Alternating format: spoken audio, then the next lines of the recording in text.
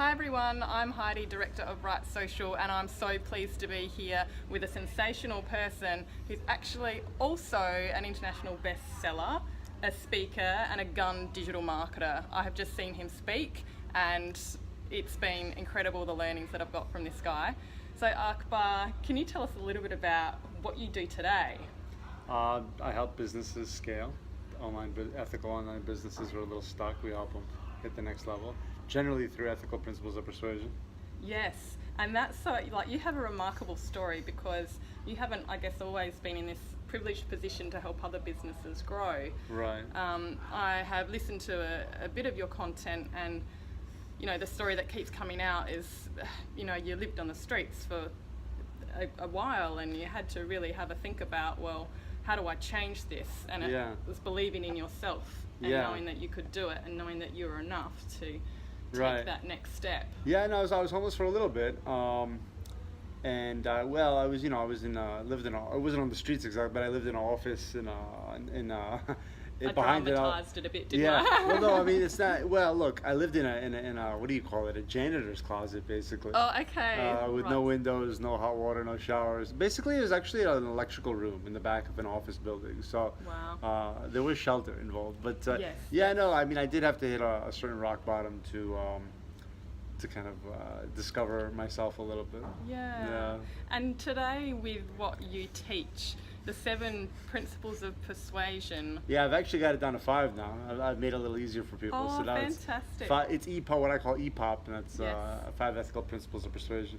Okay, and what does ethical come into it? Is it because, marketers these days, it's so easy to put clickbait out there, have people buy, they go through your funnel, and there's no authenticity related to it, or where does the reality is, right, everything is very curated. So all these principles of persuasion, all these marketing stuff, it's basically mind control. So the reality is those who master it can sell anything to anyone. So that's why you have to put an ethics into it, because just because you can sell anything to anyone doesn't mean that you should.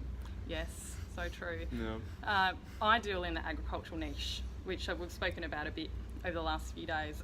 And my customers, or their customers, sorry, the clients of my customers, their database is based on 20 years worth of relationship building. So their relationships are built with a handshake in the paddock or around the kitchen table having coffee, and they're always talking about their competition. What are they up to? What are they doing? Because if they lose a customer, it's a big deal because they've been a customer for 20 years. Well, I think sometimes in the ag industry we take for granted that once we have a customer, they're always a customer, because there's that sense of loyalty. However, I'm always about, well, don't look at what the competition's doing. Be aware of what they're doing. Be aware of their positioning statement, their tactics, but look inside your own business and what the advantages are there to promote. You talk about a concept which is making your competition irrelevant. Right. Can you tell me a bit about that?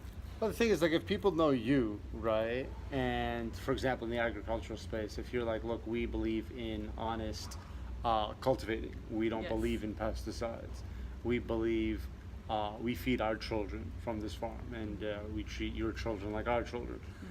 When people buy into stuff like that, well, then it doesn't really matter what your cost is. I mean, if you're 5 cents or whatever, 10 cents more expensive than the competition, it's meaningless. Yes. It doesn't matter because they've bought into the way you do business.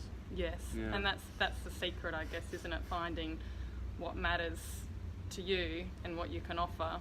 Yeah. And also, I guess, finding what that audience also resonates with in return.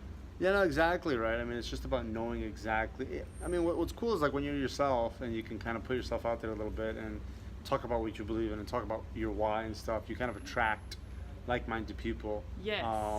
And then, your competition really becomes irrelevant. Yes. Yeah. I remember last year in Maui, a guy named Cameron, and he's been on the TEDx stages and speaks all over the world, and he said one simple thing, which is, when you become comfortable with yourself, then opportunities just open up. And I think that's an important part. I've worked quite hard in aligning myself with, okay, so what do I really care about, and how do I align with that, and does it feel good? And if not, well, I've got to pivot. So I think coming from a place of authenticity is so important in your business and also, and obviously your personal life too. Yeah. Funnel hacking. Can we Yeah. talk about funnel hacking very briefly? Well, yeah, I mean, look, funnel or a website, I mean, basically, you want to take a look and see what your competition is doing, see what the top guys are doing, because you want to get ideas from them. You absolutely don't want to copy anyone, but for example, let's just say someone's got a really interesting guarantee, right? And you don't even have a guarantee on your website. Well, oh, I don't have one. Well, now you should put one, and don't copy his word for word, but make your own guarantee that's from your heart. Yes. You see what I'm saying? So you kind of want to study patterns, study formulas, and say, oh, that's interesting. He's doing that. I should do that, but I got to do that in my own way.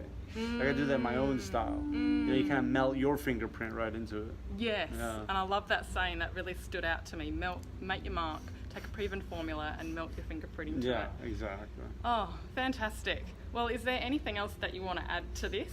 No, listen, just, this online game is pretty beautiful. It's just about being authentic, just about resonating with your core audience, and you'll do just great. And I recall a comment that you made on a podcast. You're probably like, which podcast and which comment? I've done so many and I don't know which one. Which was, Facebook is the most powerful thing I've come across in my entire life.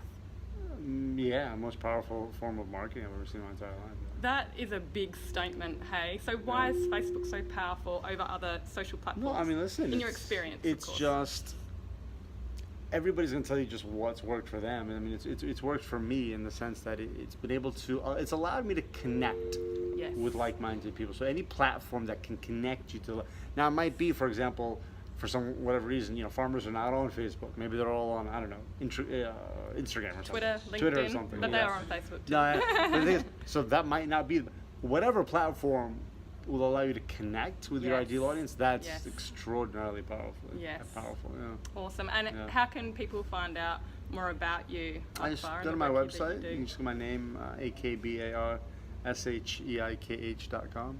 Yeah, cool. Akbar Sheikh, yeah. Yeah, well, it's been so cool hanging out with you. Yeah, and I no, can't it's wait been a to lot of spend a fun. couple more days. Yeah. Alrighty. All right, thanks. See ya. See you guys. Bye.